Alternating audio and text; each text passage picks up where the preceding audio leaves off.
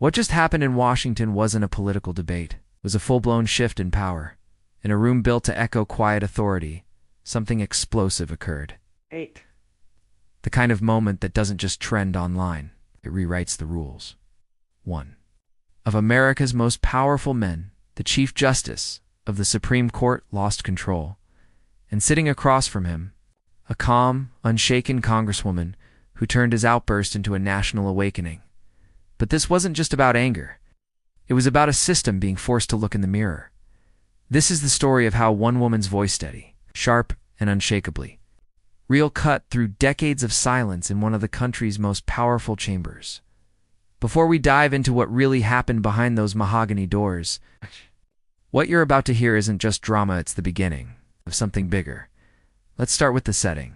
A hearing meant to review a controversial ruling from the nation's highest court. A hearing that was supposed to be procedural.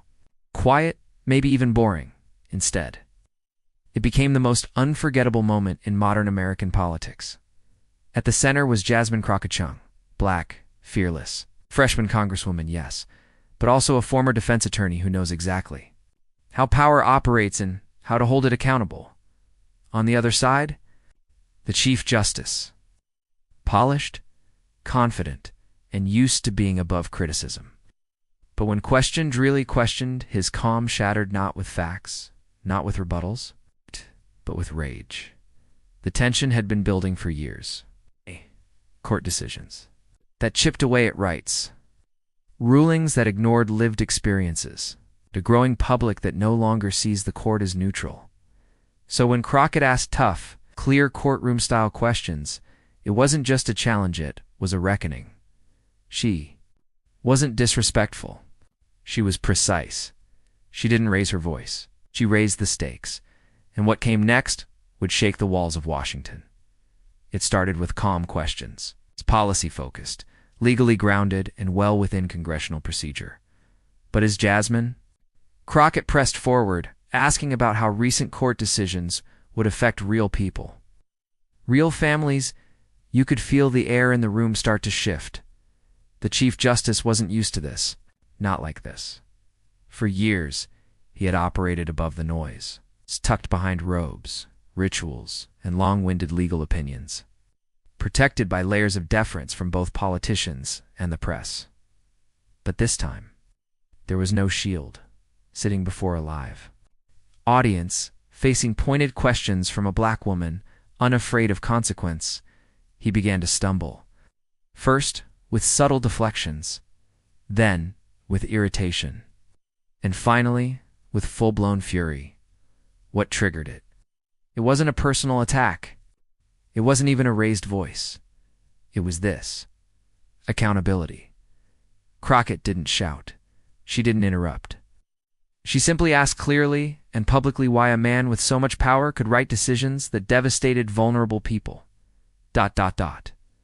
And, still claim neutrality, she brought up the children, the minors who would be impacted most. She asked how a ruling could claim to protect life while putting young victims at risk. And the Chief Justice, he lost it. Not in a whisper. Not behind closed doors, but under the bright lights, in front of cameras, with millions watching. His voice rose. His face flushed. He lashed out not at her argument, but at her. He questioned her intellect. He questioned her experience. And then he said something that would ignite the internet like a wildfire. Someone like you. 2 words. In them. Centuries of prejudice. Every dog whistle, every dismissal, every time a powerful man tried to put a woman back in her place, the room fell silent. Everyone knew what had just happened. But Jasmine, she didn't flinch. She leaned back, composed, controlled, ready to respond not with rage, but with something far more powerful, truth. The cameras were rolling. The Chief Justice had just said the words that would echo across the country. Someone like you. And in that pause after the insult, before the fallout, the whole room held its breath.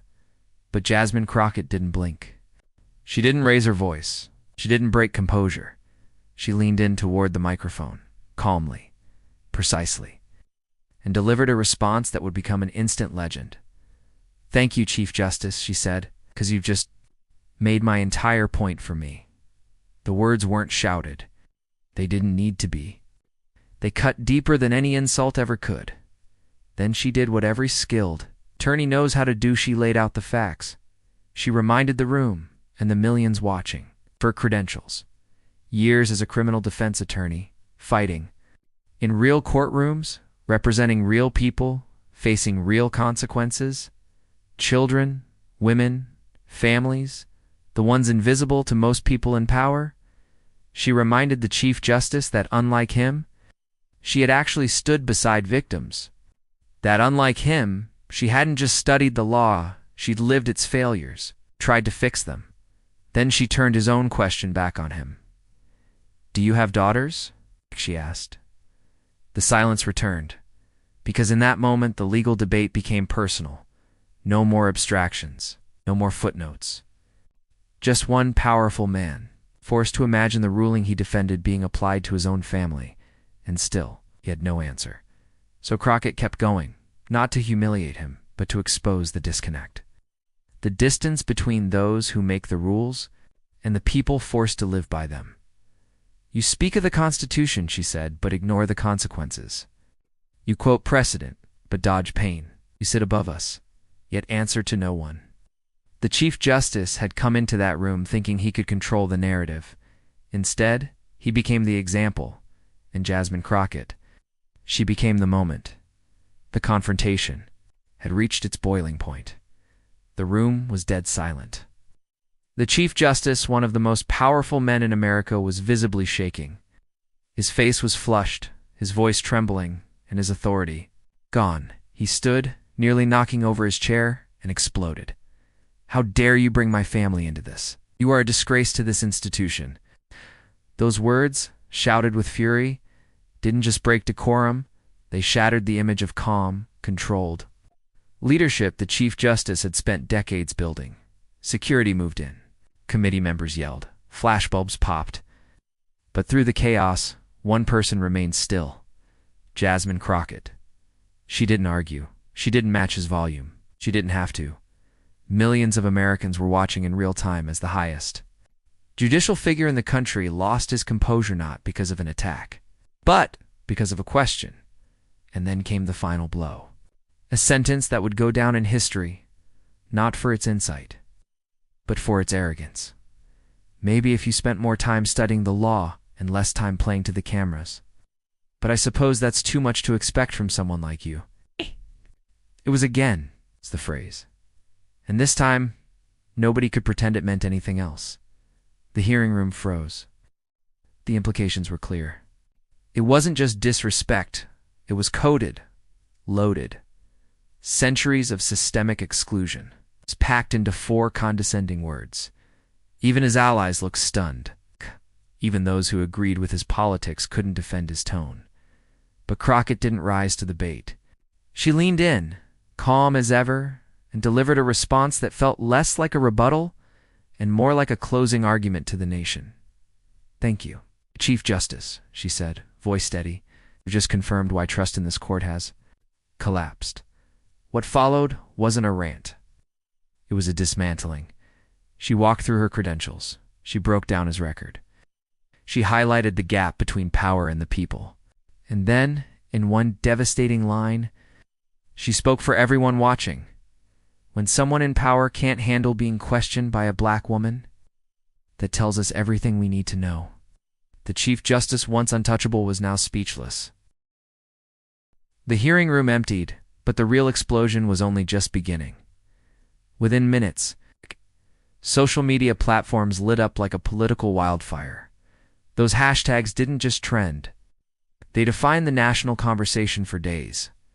The clip of the Chief Justice screaming, his voice cracking as he pointed across the aisle, became the most viewed political moment of the year. But the real power? It wasn't in his breakdown, it was in her composure. Jasmine Crockett wasn't just being praised for what she said. She was being studied for how she said it, with grace. With facts. With surgical precision. News anchors couldn't stop replaying it. Legal scholars scrambled to explain how the Chief Justice's outburst had violated everything the court claims to stand for. Even comedians jumped in, late-night hosts calling it the loudest tantrum ever thrown in a suit. But beneath the jokes, the implications were serious. Major newspapers ran headlines like, "Crisis of credibility at the court, Crockett questions power. America listens," and then came the political aftershocks. Civil rights groups immediately announced plans to demand the Chief Justice recuse himself from future cases involving race, gender, or reproductive rights. Several U.S. senators, some quietly, some publicly, called for formal judicial review of his conduct. A few even hinted at the unthinkable, the possibility of resignation. And while Roberts' defenders tried to spin it as a moment of passion, the damage was done. Because what America saw wasn't a debate. It wasn't just a disagreement. It was a mirror. And in that mirror, millions of people recognized something they'd experienced before. A moment when someone in power, uncomfortable with truth, lashed out at the person telling it. Only this time, it was on camera, and the person holding her ground wasn't just defending herself. She was defending everyone who's ever been dismissed, doubted, or disrespected simply for daring to speak up. In the days that followed, the ripple effects only grew larger. Jasmine Crockett's calm dismantling of the Chief Justice wasn't just viral, it became a case study. In law schools, in leadership seminars, even in corporate boardrooms, they called it the Crockett moment. The moment someone who wasn't supposed to challenge power did, and one college student used her words as motivation. Professors added the exchange to syllabi on accountability and ethics. Grassroots organizers printed T-shirts with her closing line, "Someone like me? I am someone like me." But perhaps the most important impact wasn't media or headlines or memes. It was trust. Public confidence in the Supreme Court already low plummeted. Polls showed fewer than 1 in 4 Americans believed the court was impartial. Over 2/3 now supported major reforms, including term limits and stronger ethical standards. And the political world noticed. New legislation to reform judicial oversight was introduced, citing the incident directly. Civil rights organizations prepared lawsuits, and a new generation of young voters registered by the thousands, many of them saying they were inspired not by a party, but by a person. That person was Jasmine Crockett, and her message wasn't radical. It was simple. Power should be questioned. No title is above accountability. No voice, especially not a black woman's, should be silenced in a democracy. 6 months later, the clip of her confrontation remains one of the most viewed political moments of all time. But for her, it was just the beginning. She didn't show up for fame.